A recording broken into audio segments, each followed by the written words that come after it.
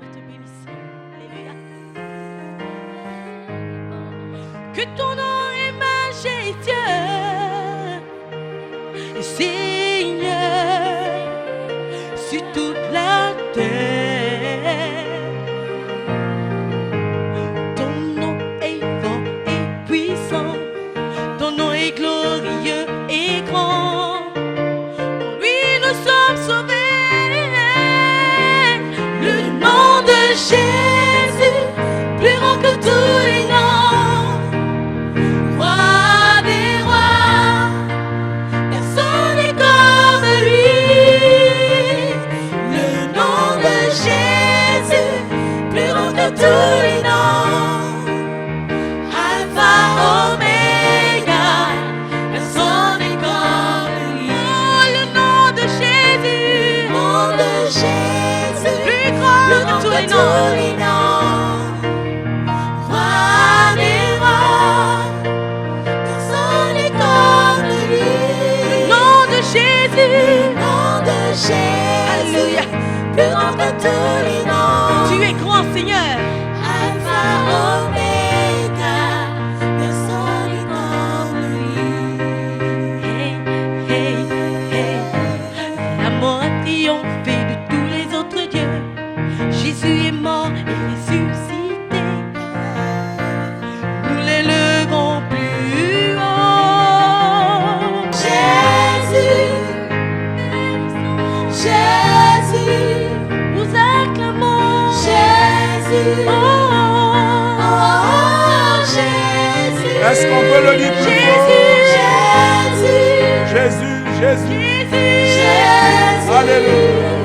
Jésus, oh,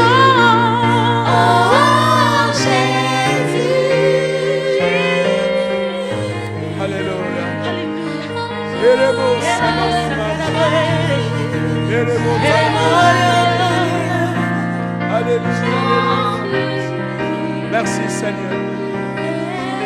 Gloire à toi Seigneur. Gloire à toi Seigneur. Merci Seigneur. Alléluia. Merci Seigneur. Merci Seigneur. Gloire à Dieu. Gloire. Seigneur, nous voulons te dire merci. Merci Seigneur, oh Dieu, de prendre ces instants encore comme une occasion de pouvoir répandre sur chacun de nous ta pluie, Seigneur, la pluie de la visitation. Merci pour la pluie, Seigneur, ô Dieu, de l'arrière et de la nouvelle saison. Seigneur, nous savons que c'est un temps important pour notre visitation, Seigneur. Gloire à toi, gloire. Reçois l'honneur, Seigneur, au nom de Jésus-Christ. Amen. Gloire à Dieu. Je vais vous dire encore à tous et à toutes bonsoir, parce que nous savons que ce soir, le culte de semaine, culte d'enseignement, c'est aussi l'occasion de communier ensemble. Soyez bénis dans le précieux nom de Jésus-Christ de Nazareth. Je sais que la semaine dernière, et plus particulièrement le dimanche dernier, et en parlant de l'impact de la parole, nous avons démontré que la parole d'un homme est un esprit. La parole d'un homme est un esprit. Et parce que justement, nous avons abordé la question en disant au moins 10 exemples. Quand on dit au moins 10 exemples, il y en a tellement dans la Bible, des exemples qui nous démontrent que la parole est esprit. Et nous n'allons plus revenir là-dessus. Vous devrez donc ajouter à ces exemples le fait que la Bible dit dans le livre de Proverbes que la vie et la mort sont au pouvoir de la langue. La vie et la mort sont au pouvoir de la langue. Donc vous comprenez que il y a tellement d'exemples pour montrer l'impact de la parole. Nous allons encore peut-être voir dans quelle occasion revenir, vu que les choses que nous abordons ces derniers temps sont non seulement importantes, mais aussi le temps ne nous permet pas d'aller jusqu'au bout de notre enseignement. Donc on est obligé de les morceler, de le morceler jusqu'à ce qu'on parvienne enfin à terminer ce que Dieu nous a mis à cœur. Soyez bénis, partagez ce message, que le Dieu de grâce vous visite partout où vous êtes, vous qui nous suivez en direct. Chaque fois que vous nous suivez en direct, je prie le Seigneur de vous bénir, de vous visiter vos affaires, de visiter vos familles, de visiter votre vie, de visiter votre santé. Soyez bénis par le Très-Haut, notre Dieu. Nous allons donc aborder pour la suite, bien sûr, sur l'impact. Et cette fois-ci, nous allons donc aborder la question sur l'impact de la mauvaise perception. L'impact de la mauvaise perception. Quand on parle de la perception, je veux que vous compreniez ici, c'est donc notre capacité à visionner, notre vision, notre regard extérieur des choses. Lorsqu'on parle de la perception, c'est aussi comment est-ce que nous considérons les choses. C'est donc l'idée, la pensée que nous avons d'une chose, d'une personne. Quand on parle de la perception, c'est donc cette capacité de transcender certains événements, certains phénomènes pour voir. C'est donc une perception quand on parle aussi de la vision des choses. Et donc la mauvaise perception d'une personne ne vous amènera pas à voir et considérer et peut-être même, pourquoi pas, profiter d'avoir de bonnes choses de cette personne. Quand vous avez la mauvaise perception des choses, la mauvaise perception du lieu, la mauvaise perception des hommes ou la mauvaise perception, bien sûr, des objectifs que vous fixez, vous n'allez pas vraiment atteindre comme il se doit des objectifs. Pourquoi? Parce que votre perception est totalement erronée, elle est mauvaise. Et surtout lorsqu'on parle de la mauvaise perception de l'évangile ou de Dieu, la mauvaise perception de Dieu, la mauvaise perception de l'évangile nous amène à avoir des faux résultats. Surtout de passer à côté des objectifs que Dieu s'est fixés, peut-être dans l'évangile ou par rapport à la destinée qu'il vous a donc donnée. Ce soir, avec le révérend Xavier, nous allons donc en profondeur aborder cette question. Je vous invite encore une fois de plus de pouvoir me suivre et de bien comprendre ce que le Seigneur m'a mis à cœur. Il y a donc des questions que je me pose aujourd'hui par rapport à l'évangile, par rapport à notre foi. Cette perception, la perception de la foi, la perception de la justice de Dieu, la perception des promesses de Dieu, la perception du salut, la perception. Donc, c'est très important pour nous quand même de pouvoir parler de la bonne et la mauvaise perception. Mais aujourd'hui, en parlant de la mauvaise perception, pourquoi? Parce qu'avec cette expérience pastorale, ministérielle, ayant été en contact avec des personnes, je me suis rendu compte que beaucoup de chrétiens n'ont pas une bonne perception d'eux-mêmes et une bonne perception ni de la foi, ni de l'évangile, ni du Dieu qu'ils adorent.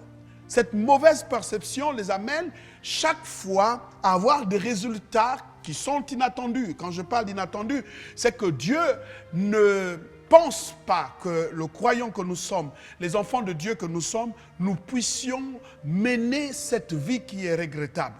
Et on n'arrive pas à jouir des bienfaits du Seigneur. On n'arrive même pas à jouir de notre vie. Parce que la mauvaise perception a un impact totalement négatif sur notre foi et notre façon de voir Dieu. Nous allons donc proposer ce soir un ensemble de textes bibliques et nous allons prendre la première portion d'écriture que je vous invite à lire avec moi dans le livre d'Hébreux chapitre 4, verset 12.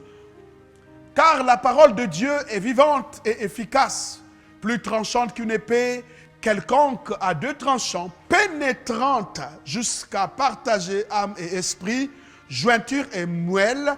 Elle juge les sentiments et les pensées du cœur. Elle juge quoi? Les sentiments et les pensées du cœur. Donc la parole de Dieu juge les sentiments les plus profonds et les pensées du cœur. Pourquoi? Parce qu'il y a des pensées qui ne sont pas forcément des pensées de Dieu. La Bible dit: vos pensées ne sont pas mes pensées et vos voix ne sont pas mes voix. Pourquoi? Parce que quand vous avez une mauvaise perception des choses, vous en restez convaincu. C'est comme ça que Dieu pense, c'est comme ça que Dieu a voulu faire. Et c'est peut-être pour cette raison qu'on va de délivrance en délivrance, de repentance en repentance. Pourquoi? Parce qu'on ne comprend pas véritablement ce qu'est l'évangile et on n'a jamais compris le projet de Dieu à ce qui nous concerne. Tant que la parole n'a pas pénétré jusqu'à faire une séparation à l'intérieur de nous, mettre d'un côté des pensées, de l'autre côté, parce que ici, si on ne permet pas à la parole de pouvoir juger de manière juste pour que nous puissions comprendre quelle est la pensée de Dieu à notre égard, nous allons croire que nous sommes en train de servir Dieu alors qu'on est totalement à côté de la plaque. La raison pour laquelle beaucoup se lamentent sur leur sort et ils pensent que Dieu ne les a pas bénis juste parce qu'ils ont ils ont une très mauvaise perception de Dieu, une mauvaise perception des Écritures, une mauvaise perception de la foi. La perception étant mauvaise, les résultats ne peuvent pas être des résultats escomptés, du moins de façon positive. Alors ici, je vous ramènerai plus tard sur ce texte-là. Nous allons lire Marc chapitre 14, versets 54, 66 et 72. Alors, avant donc de revenir là-dessus, permettez-moi juste avec les techniciens qu'on aille directement dans Luc chapitre 5, s'il vous plaît. Luc chapitre 5, et nous allons revenir sur ce texte-là plus tard. Luc chapitre 5, verset 1 à 6 jusqu'au verset 11. Et je voudrais que ceux qui me suivent lisent correctement avec moi. La Bible dit ceci: comme Jésus se trouvait auprès du lac de Génézareth et que la foule se pressait autour de lui pour entendre la parole de Dieu, il vit au bord du lac deux barques d'où les pêcheurs étaient descendus pour laver leurs filets. Il monta dans l'une de ces barques, il était à Simon, et il le pria de s'éloigner un peu de terre. Puis il s'assit, et de la barque, il enseignait la foule. Le verset 4, lorsqu'il eut cessé de parler, il dit à Simon: avance en pleine eau, et jetez vos filets pour pêcher. Le verset 5, Simon lui répondit: Maître, nous avons travaillé toute la nuit sans rien prendre, mais sur ta parole, je jetterai le filet. Sur ta parole, je jetterai le filet. L'ayant jeté, ils prirent une grande quantité de poissons et leur filet se rompait. Ils firent signe à leurs compagnons qui étaient dans leur barque, dans l'autre barque, de venir les aider. Ils vinrent et ils remplirent les deux barques au point qu'elles enfonçaient. Quand il vit cela, Simon-Pierre tomba aux genoux de Jésus et dit: Seigneur, retire-toi de moi parce que je suis pécheur. C'est la perception vétérotestamentaire d'une vision qui est exceptionnelle dans les éléments de l'Ancien Testament. L'homme considère Dieu comme un Dieu très éloigné par une justification qui est correcte, la sainteté de Dieu. Voici un miracle. Jésus visite Pierre et ses compagnons. Pierre réussit sur la base de la parole de Dieu, de Jésus, et il va avoir une grande quantité de poissons. Écoutez-moi bien, une grande quantité de poissons. Et la Bible dit, quand il vit ce miracle-là, Simon-Pierre tomba aux genoux de Jésus et dit: Seigneur, retire-toi de moi, parce que je suis un homme pécheur.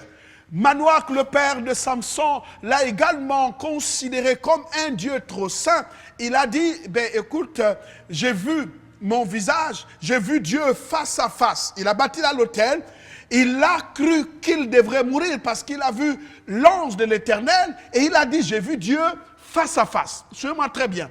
Dans l'Ancien Testament, c'était très courant. Des hommes avaient une considération de la sainteté de Dieu qui était inaccessible à eux. Dieu était saint, Dieu très saint, et donc l'homme ne pouvait pas accéder à la présence ou dans la présence de Dieu du fait de sa sainteté. Et donc Simon-Pierre, qui ne connaît que les éléments, bien sûr, de la foi vétérotestamentaire, ne pouvait réagir que de cette façon parce que c'était sa seule façon de comprendre. Le miracle signalé, il est un homme pécheur, il dit, Seigneur, éloigne-toi de moi. Regardez la suite du texte. La suite du texte dit ceci, verset 9, « Car l'épouvante l'avait saisi, lui et tout ce qui était avec lui, à cause de la pêche qu'il avait faite. » Verset 10, « Il en était de même de Jacques et de Jean, fils de Zébédée, les associés de Simon. » Alors Jésus dit à Simon, « Ne crains point. » Il dit, « Ne crains point. » Parce qu'il savait que Simon-Pierre et les autres étaient saisis d'une grande crainte. Il dit, « Ne crains point. Désormais, tu seras pêcheur d'hommes. » Il dit, désormais, tu seras pêcheur d'hommes. Donc, le miracle de la pêche va donc aboutir en même temps à l'appel de Pierre.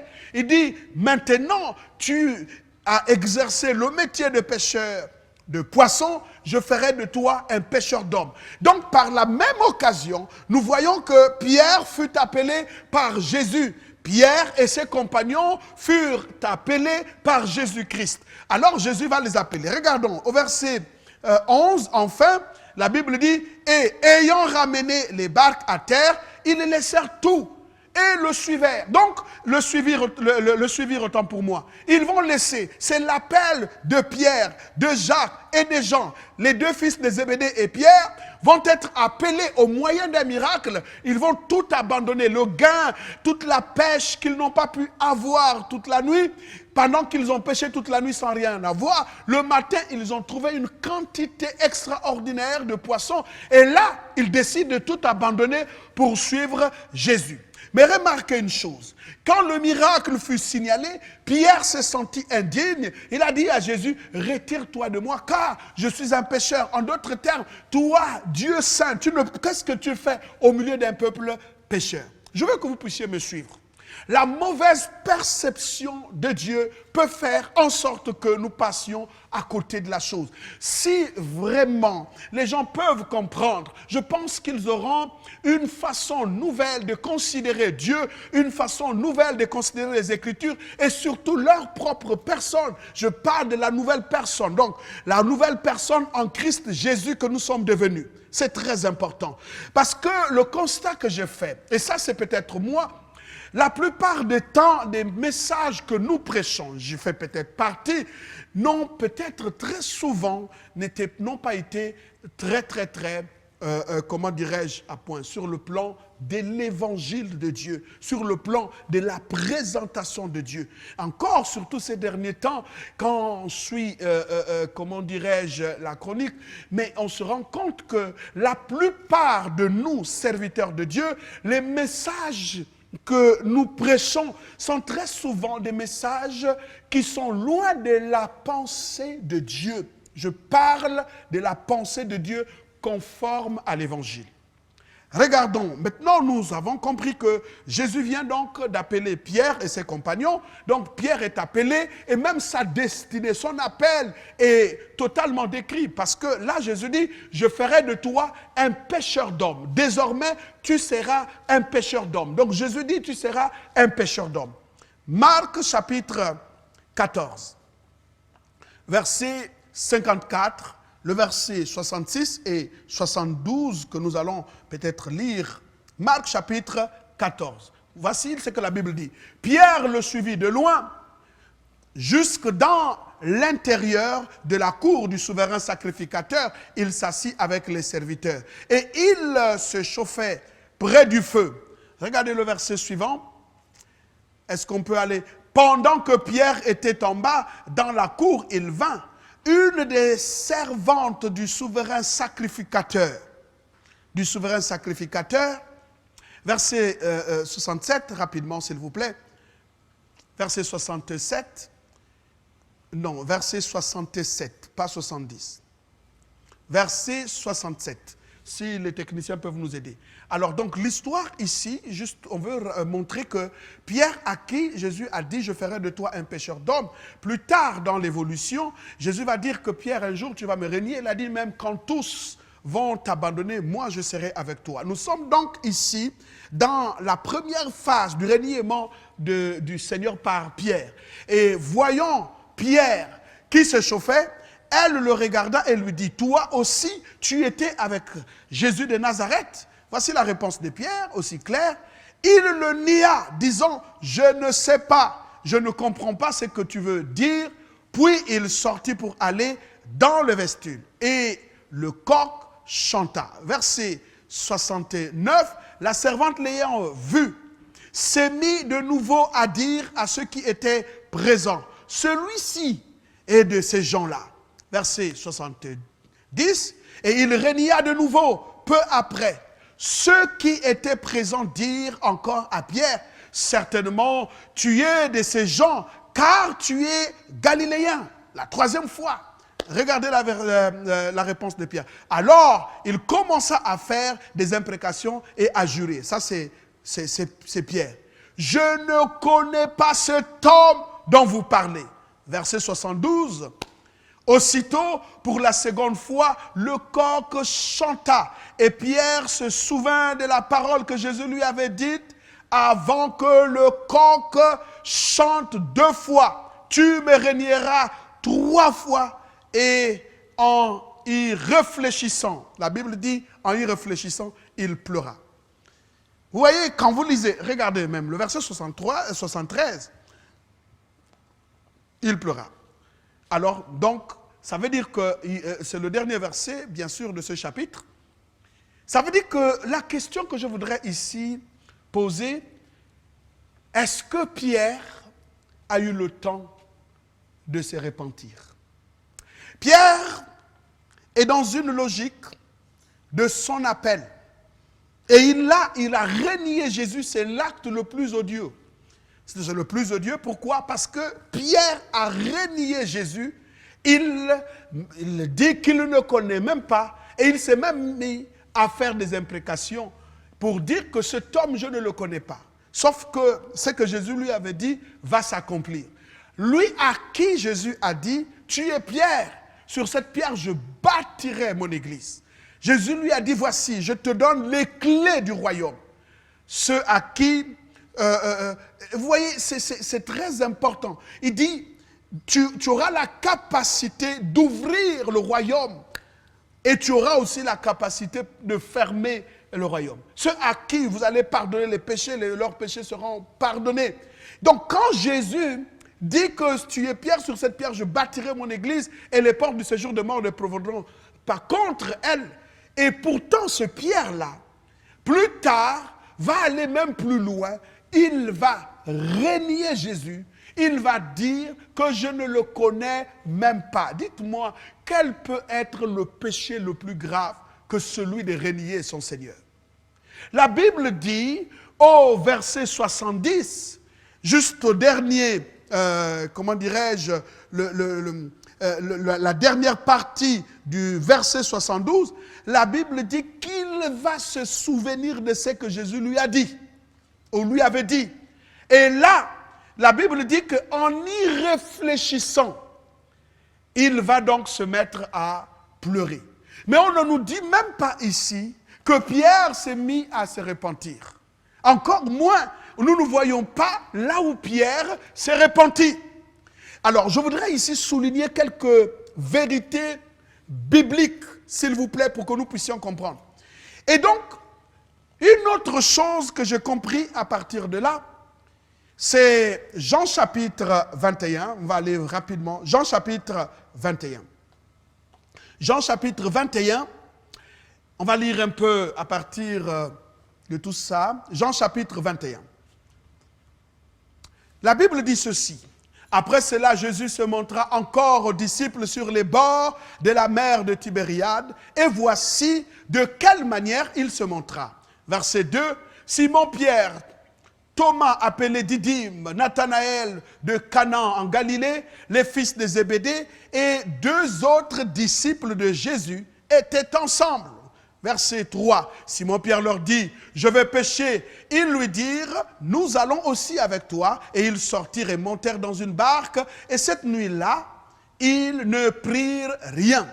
Alors ces 2 épisodes, ça c'est donc un autre épisode, cette fois-ci après la résurrection de Jésus. Toute la nuit, ils ont pêché avec ses compagnons. Ils n'ont rien trouvé. Le verset 4, le matin étant venu, Jésus se trouva sur le rivage. Mais les disciples ne savaient pas que c'était Jésus. Verset 5.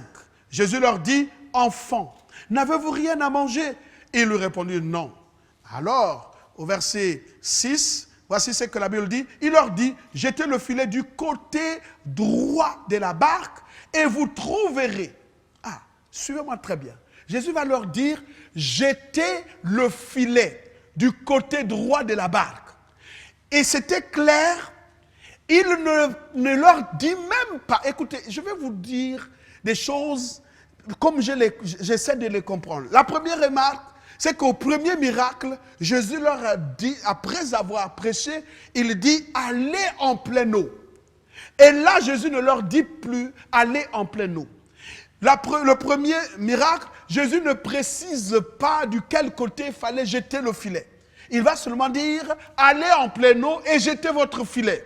Alors, cette fois-ci, Jésus, écoutez bien, non seulement il ne leur dit plus, allez en pleine eau, parce que en fait, vous avez travaillé dans un premier temps sous les éléments de la loi. Vous étiez légaliste, vous comprenez Dieu de façon légaliste, sans aucune révélation de la grâce du Dieu que vous devrez maintenant servir. Mais là, cette fois-ci, vous n'allez plus travailler comme des légalistes, vous n'allez plus travailler comme ceux de l'Ancien Testament. Non, cette fois-ci, vous gagnerez des choses sur la base de la grâce. La grâce, c'est que là où tout le monde pense qu'il n'y a rien qui peut se passer, Dieu peut faire en sorte que vous puissiez trouver là où tout le monde a échoué des choses extraordinaires. Vous n'êtes plus obligé d'aller en grande eau. Ça veut dire qu'aller en pleine eau, c'est votre professionnalisme, c'est votre expérience. Maintenant, je vous démontre, juste là, jetez vos filets. Mais où? Du côté droit. Mais du côté droit veut simplement dire du côté de la justice de Dieu. Parce que la droite est le symbole de la droite de la justice de Dieu. My God. Écoutez, c'est donc là que nous devrons donc apprendre que Jésus-Christ, après la résurrection, est monté auprès du Père. Il est assis où? À la droite du Père. Donc quand Jésus est en train de leur dire, jetez votre filet du côté droit, exactement du côté où la grâce est assise et intercède pour vous. Ça, vous ne pouvez pas rater. Mes amis, vous ne raterez pas votre vie. Vous n'allez pas rater votre destinée. Vous n'allez pas rater votre appel. Qu'est-ce que Jésus est en train de dire? Depuis que je suis mort, je suis ressuscité. J'habite une seule et unique adresse à la droite du Père. Là, si quelqu'un jette son filet, il ne ratera pas. Si quelqu'un va à la droite du Père, il trouvera Jésus. C'est là où la Bible dit, il est assis à la droite du Père. Il intercède. Ça veut dire quoi? Il fait en sorte que nous puissions continuellement avoir la faveur de Dieu. My God, gloire soit rendue à Dieu. Notre Seigneur a dit à Pierre, l'apôtre qui a ouvert la porte du royaume aux Juifs, aux gentils et aux Samaritains, comme par exemple pour dire, dorénavant, la gauche, vous ne trouverez rien. Mais à droite, vous trouverez celui qui est là et qui intercède pour vous. En d'autres termes, votre vie aura maintenant un sens. Pourquoi? Parce que la droite, du côté où vous jeterez votre filet, est le symbole de la justice de Dieu, est le symbole de la puissance de Dieu. Quoi qu'il en soit, sache une chose. Ton filet, tu ne le jetteras plus à gauche, mais à droite où se trouve Jésus-Christ, l'offrande par excellence, Dieu qui nous a donné sa faveur au travers, bien sûr, du sacrifice de son Fils. Deuxième remarque. Il dit, jetèrent donc, et ils ne pouvaient plus retirer à cause de la grande quantité. À cette droite-là, le miracle, c'est en quantité. Les bénédictions, c'est en foison. Et je veux dire à quelqu'un qui t'a dit qu'un chrétien est celui qui doit se morfondre sur sa situation. Non, regarde, change de direction. Tu regardais tellement à gauche, qui est le symbole de l'échec et du jugement. Regarde maintenant à droite, là où est assis Christ. La Bible dit, nous sommes assis dans les lieux célestes, là où Christ est assis à la droite du Père. C'est là notre destinée. C'est là où nous sommes. C'est là-bas notre identité. Pourquoi? Parce que tout en Christ, pour nous, est totalement changement. Alors, c'est un total changement. Il dit, jeter, et tu trouveras. Si tu n'as pas, comment dirais-je, si tu n'as pas pu avoir, c'est parce que tu jetais ton filet du mauvais côté. Si tu n'as pas pu obtenir, parce que tu jetais ton filet du mauvais côté, maintenant tourne-toi du côté de la grâce. Là, tu trouveras, madame, mes et messieurs, vous allez trouver des choses que vous avez cherchées depuis longtemps dans votre vie qui n'arrivaient pas. L'évangile où on vous demande d'aller à gauche. À gauche, on va vous exiger des œuvres. À gauche, on va vous exiger d'être performant. L'excellence à gauche, on va vous exiger un certain nombre de choses, mais à droite, vous n'êtes pas obligé d'aller dans les grandes zones. Non, vous allez jeter juste votre filet. Là, exactement à droite, il se passe des choses. C'est là-bas que ton mari se trouve. C'est là-bas que les grâces que Dieu a faites pour toi se trouvent. C'est là-bas que tu es destiné. C'est là-bas que les portes sont ouvertes. À droite exactement. Si tu as pleuré toute la nuit, tu n'auras plus à pleurer. Un seul coup de filet, quand tu vas ramener, my God, tu vas bénir le Seigneur. Maintenant, regardez la suite.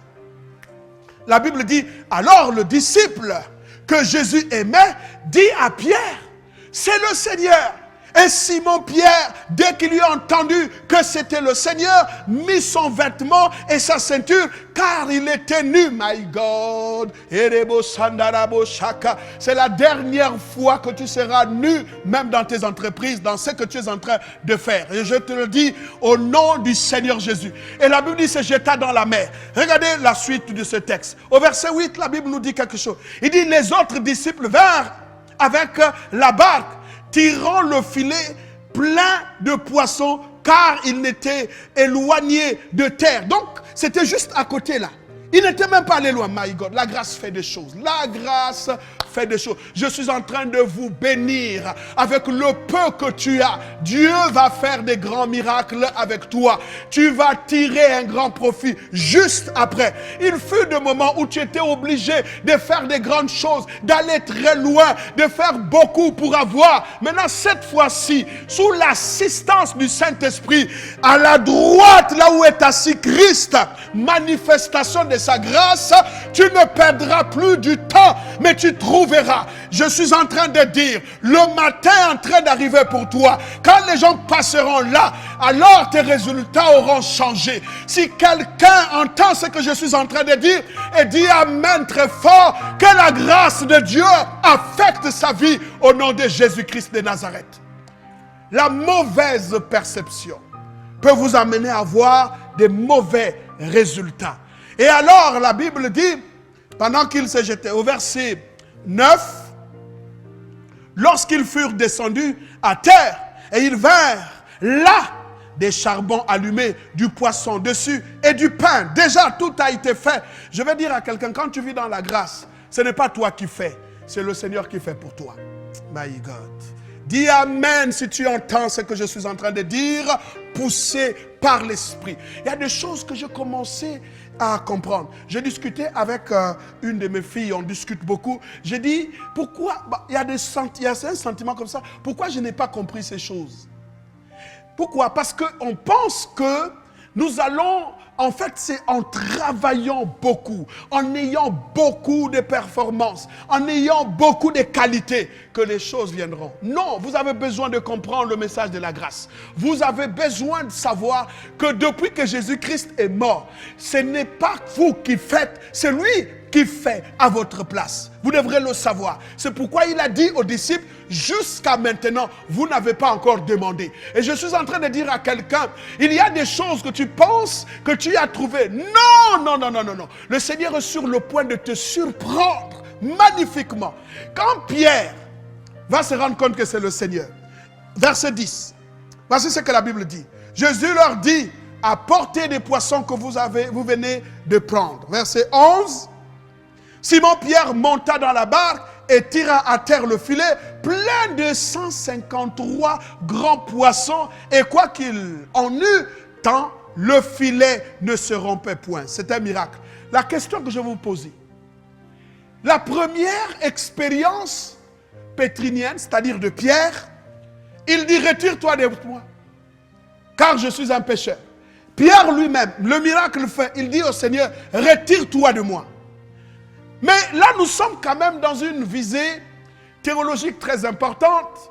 Vous savez que souvent, quand je vois des choses, j'en parle avec une telle éloquence pour que les gens puissent comprendre. On a tellement de prédicateurs fouetteurs sur les estrades qui démontrent que Dieu est un père fouetteur. Je ne partage pas une telle façon de voir. Mais regardez, Pierre, qui péchait dans la première expérience, Luc 5, qu'est-ce qu'il dit après avoir constaté le miracle? Il dit au Seigneur, éloigne-toi de moi car je ne suis qu'un pécheur. Mais là, nous sommes dans un contexte, Pierre a renié Jésus. Et nulle part, on nous dit de façon claire que cet homme s'en est repenti. Peut-être nous aurons quelques fondements théologiques pour démontrer qu'est-ce qui s'est passé entre-temps dans la vie de Pierre. Mais là, la Bible dit, en y réfléchissant, il s'est rendu compte que ce que Jésus lui avait dit s'est accompli. Il a fini par renier Jésus à 3 reprises. La parole s'est accomplie. Mais, la Bible dit, en y réfléchissant, il a pleuré. Il a juste pleuré. Mais nulle part on entend les paroles de repentance de Pierre. Et donc on arrive là. Pierre, après avoir constaté le miracle, et que l'apôtre Jean va lui dire, c'est le Seigneur. Pierre ne dit plus à Jésus, retire-toi de moi. Voici l'occasion où Pierre devrait dire à Jésus, retire-toi de moi, car je ne suis qu'un pécheur. C'est à cette occasion, parce qu'il venait de renier Jésus. Je veux certainement vous choquer. Je veux que tu comprennes que c'est Jésus, c'est une question d'amour. C'est une histoire d'amour entre toi et Jésus. C'est une histoire d'amour. Jésus ne te reniera plus jamais. Dieu ne t'abandonnera plus jamais. Quand chaque fois tu te lèveras pour aller vers lui, il ouvre les bras pour t'accueillir. Je veux dire à quelqu'un, le prix que Jésus-Christ a payé à la croix ne permet pas à Dieu de t'abandonner, quelle que soit la situation. Donc ce n'est pas Dieu qui t'abandonne. Ce n'est pas Dieu qui te fouette. Ce n'est pas Dieu qui te renie. Ce n'est pas Dieu qui t'empêche d'avoir des victoires et d'avoir ici l'accomplissement des promesses. Non, c'est une mauvaise perception de l'amour de Dieu dans ta vie. Ce n'est pas Dieu, mais c'est parce que toi tu ne comprends pas.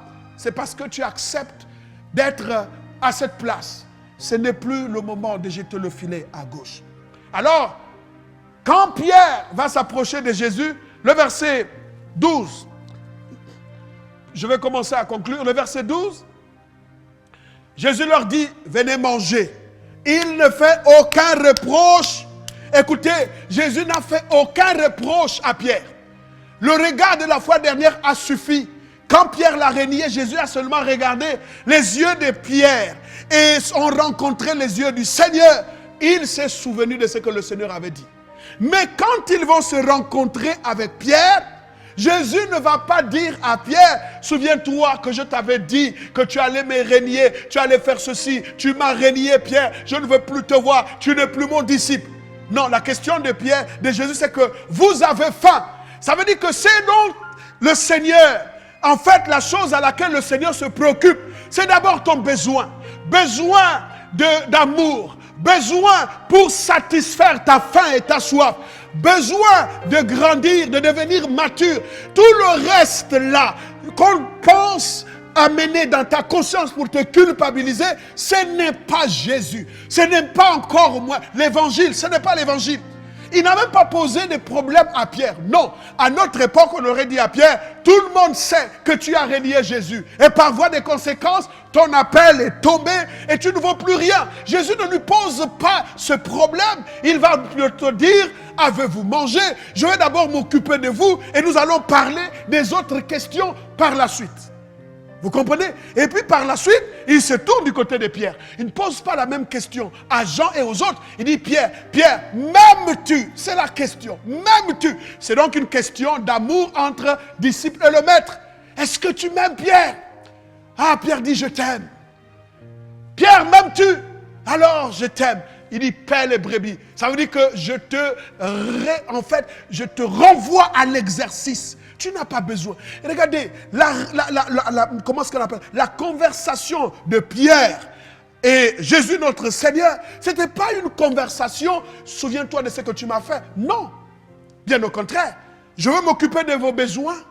Moi-même, j'ai déjà préparé, braisé le poisson, manger à gogo. Maintenant, la question, c'est que nous devrons aborder la question dans la suite. Est-ce que tu m'aimes, Pierre? Comme un homme peut dire à sa femme, tu m'aimes? C'est tout. Il me dit, je ne veux pas voir tous les autres. Je vais dire à quelqu'un, Dieu est simplement en train de te poser la question, malgré la faute, malgré l'épreuve, malgré tout ce que tu as fait. Est-ce que tu continues à l'aimer? Dis simplement, je t'aime, Seigneur. Et s'il insiste, dis-lui, je t'aime. S'il insiste encore, tu dis, toi, tu connais tout.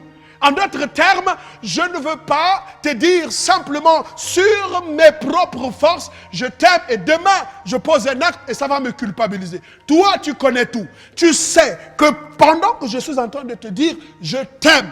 Mais si demain, il y a un problème, tu seras ma justice. Gloire à Dieu. Alors, Jésus n'a plus dit. Maintenant, la question se pose. Pourquoi Pierre ne dit pas, ou pourquoi la Bible ne nous montre pas que Pierre s'est repenti? Et puis, écoutez, en faisant des recherches, savez-vous que je me suis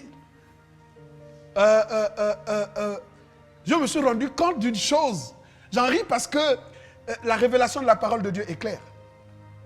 Vous savez que c'est Pierre, on a dit, il a renié Jésus. Mais vous savez aussi que Pierre a été le premier disciple à voir le Seigneur Jésus. Alors c'est sûr que théologiquement vous êtes en train de dire, tu es un homme mort, parce que nous voyons un peu dans l'évolution des évangiles, ce n'est pas Pierre qui était le premier disciple à voir Jésus quand même. Mais je vais vous dire, si vous êtes dans le confinement, augmentez en amour avec le Seigneur. Oubliez tout ce qui vous culpabilise. Vous avez péché quelque part. Vous avez commis des fautes quelque part. Alors, allez au pied du Seigneur. Il a des choses à vous dire. Il a la force à vous donner. Il y a quelque chose pour vous entretenir. Votre mauvaise perception de Dieu va vous éloigner. Vous voyez, ça, ce n'est pas en réalité la consécration, mais c'est la religion. La religion, c'est que Dieu m'aime parce que moi-même, j'aime le Seigneur. Mais il a dit quoi? C'est moi qui vous ai aimé le premier. Ça, c'est clair. Il nous a aimé le premier. Pourquoi? Parce qu'il connaît les voies de l'homme. Il connaît le cœur de l'homme. C'est lui qui nous a aimé le premier. Que personne ne vienne te mentir. Dieu et toi, vous êtes deux. Ce n'est pas une relation intermédiaire. Plus question de penser qu'en dehors de Jésus, il y a donc là un intermédiaire. Non, ça n'existe pas. Aimez Dieu. Quand vous allez commencer à aimer Dieu, que vous découvrez l'amour de Dieu, vous allez avancer. Regardez, je me suis rendu compte que l'apôtre Pierre était le premier apôtre qui avait vu Jésus. Comment Jésus peut se montrer à un homme qu'il a renié? Le premier. Vous allez me dire, non, non, non, révérend, prophète, tu fais erreur. Parce que Jésus est apparu aux 12. Il Faut-il encore peut-être ajouter qu'il n'était plus 12, hein? Il y avait maintenant, comment dirais-je, 11, puisque le 12e s'en était allé. Alors, je vais vous démontrer pour aller à la fin. Luc chapitre 15. Luc chapitre 15. Remaya Karebosa. Vous pouvez aussi afficher, si possible, le temps qui me reste. Luc chapitre 15, à partir du verset 2. La Bible dit ceci. Et les pharisiens et les scribes murmuraient. Non, avant d'aller à Luc chapitre 15. C'est 1 Corinthiens chapitre 15, verset, à partir du verset 3. 1 Corinthiens chapitre 15, à partir du verset 3. 1 Corinthiens chapitre 13, à partir du verset 3. Gloire à Dieu. Que la louange monte dans vos cœurs pour aimer ce Jésus-Christ de Nazareth. Vous savez, l'évangile est une puissance pour le salut de quiconque croit. Si vous comprenez ce que Jésus a fait pour chacun de nous, tout ce qui est évangile tronqué, faux évangile, nous amène à avoir la mauvaise perception. La première chose à réaliser dans la question de l'évangile, c'est l'amour de Dieu. Dieu a tant aimé le monde. Il a tant aimé le monde. Donc Dieu nous aime par-dessus tout. Alors la Bible dit, je vous ai enseigné avant tout, comme je l'avais aussi reçu, que Christ est mort pour nos péchés. Il est mort pour nos péchés. Vous devrez le savoir. Il est mort pour nos péchés selon les Écritures. Le verset 4. La Bible dit ceci au verset 4. Qu'il a été enseveli et qu'il est ressuscité le 3e jour selon les Écritures. Le verset 5. Et qu'il est apparu à Céphas, c'est-à-dire Pierre. C'est-à-dire que Pierre, Paul est en train de retracer l'histoire. Le premier apôtre qui a vu le Seigneur Jésus, c'est celui dont on pense avoir renié Jésus. C'est lui qui a vu le premier, le Seigneur. Et la Bible dit, et qu'il est apparu à Céphas, puis aux 12. Vous voyez, l'ordre est là. Ça veut dire que, le premier à avoir vu Jésus après sa résurrection, c'est Céphas. Deuxièmement, les 12. Et ensuite, il est apparu à plus de 500 frères à la fois, dont la plupart sont encore vivants et dont quelques-uns sont morts. Le verset 7. Ensuite, il est apparu à Jacques, puis à tous les apôtres. Regardez l'ordre. Et enfin, le verset 8. Après eux tous, il m'est aussi apparu à moi, comme à l'avorton. Vous imaginez, my God, oh Ramayamborosa. Regardez, imaginez-vous un instant.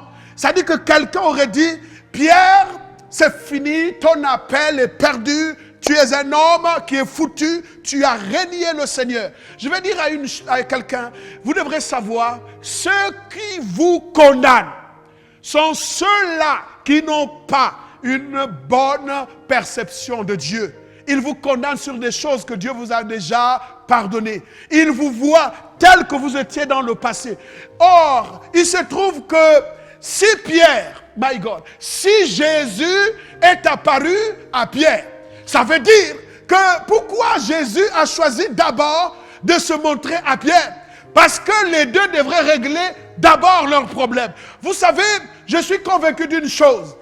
Quand vous êtes en difficulté, il y a des choses que Dieu règle avec vous.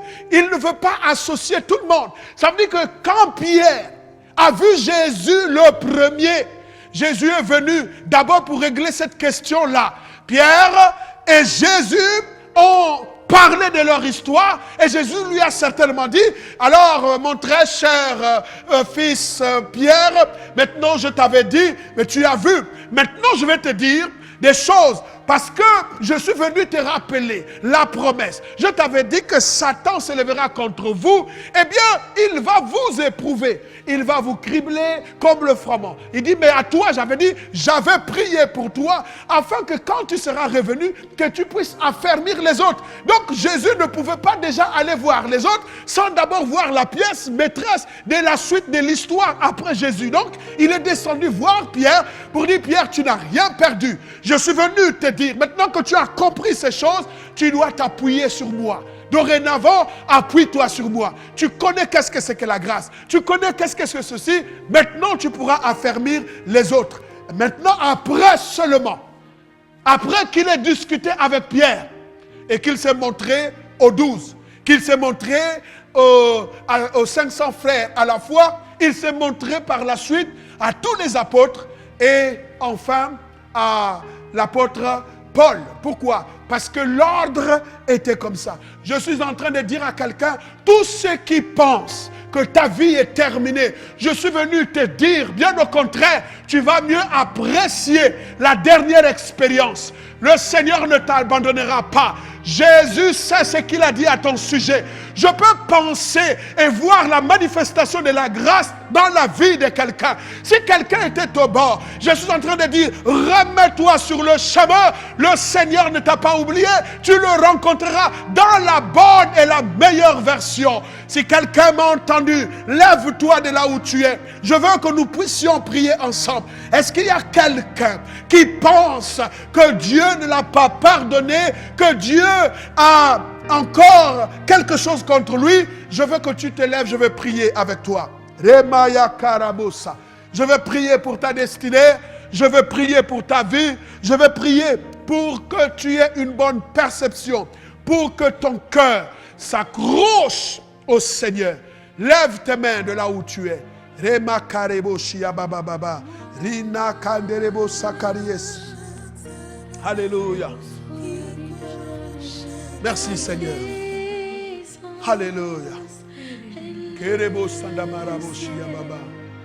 Alléluia.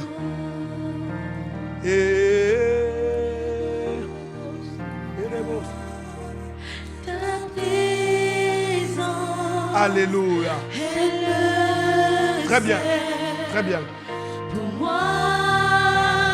Ta présence.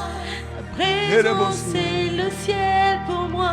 Ta présence, c'est le ciel pour moi. Ta présence est le ciel pour moi. Ta présence, c'est le ciel pour moi. Ta présence, oh,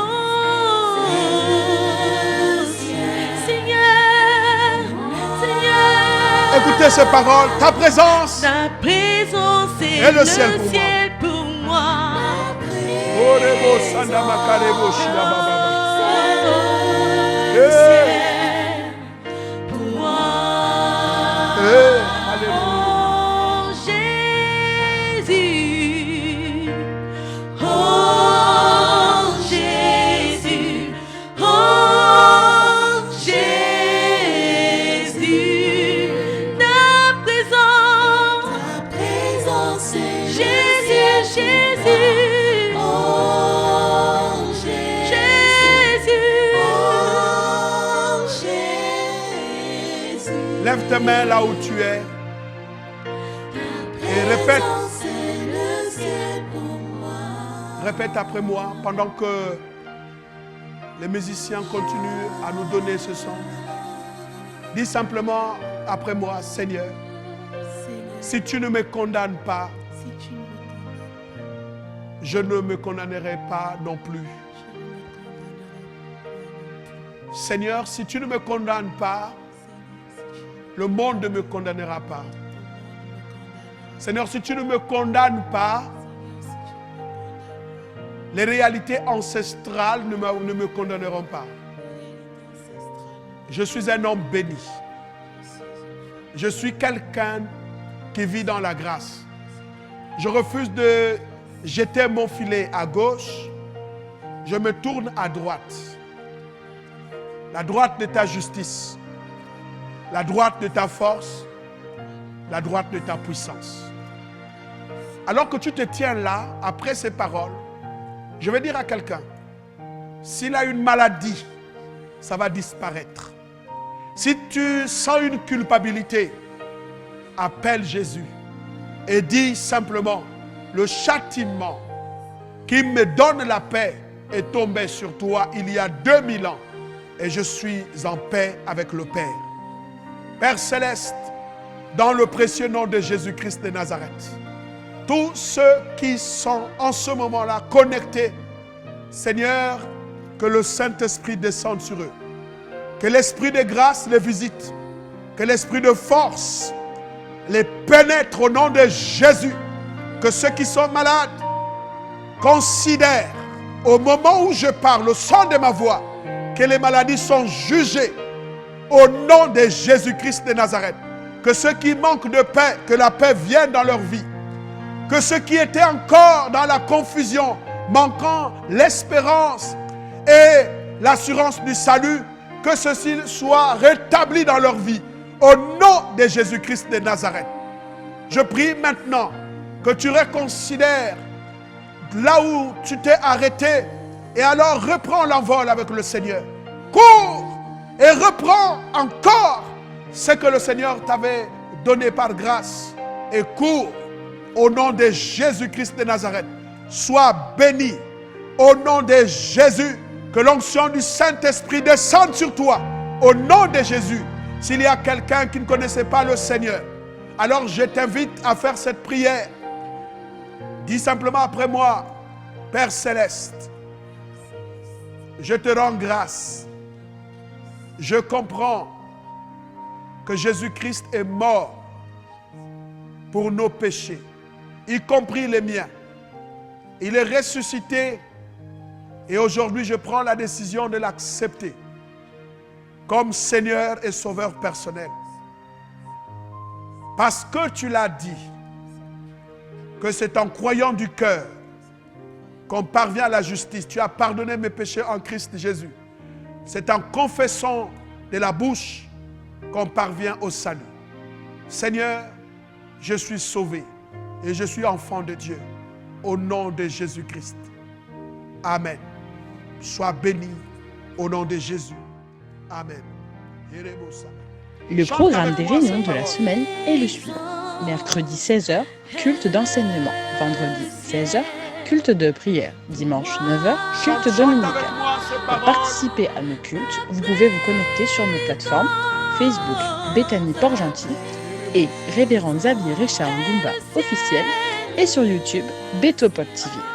Une permanence est assurée à l'église centrale 6 au château tous les jours de la semaine par nos pasteurs. Vous pouvez vous y rendre en cas de besoin de prière ou d'assistance spirituelle.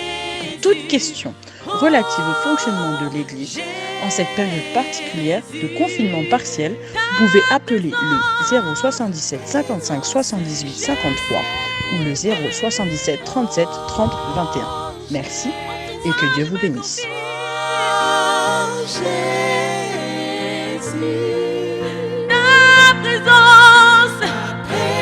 Jésus, mon Seigneur.